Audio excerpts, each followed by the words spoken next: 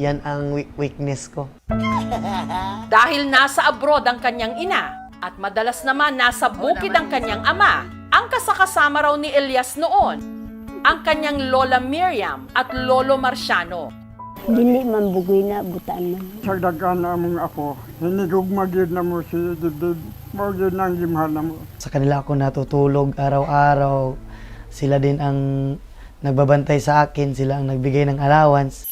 Inspirasyon ka. Dahil sa kanilang pagsisikap, nitong 2023 lang, nakapagtapos si Elias ng criminology. Malaking tulong sa akin. Nasasanay na yung katawan ko sa natrabaho na ganun. Nandito na naman ako, namumunat sa kabutiran. Pero sa halip na maging pulis, sinunod daw niya ang sigaw ng kanyang puso, ang mag-perform. Inumpisahan niya sa pagva-vlog. Ipinakita ang kanyang buhay sa bukid. Dili po na mawala tong kagandahan diya. Ay! Hanggang nagpasample ng kanyang boses at dance moves.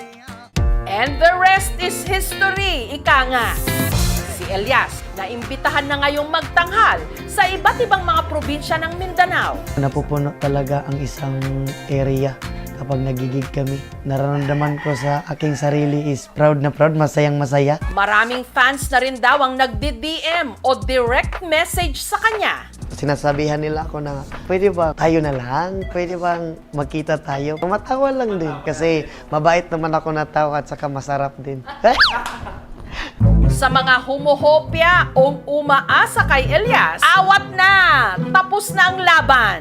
Meron nang nanalo at nagpatibok ng kanyang puso. Si Abigail na aminadong selosa. May fans kasi dati, humalik talaga dito. Kasi very territorial ako eh.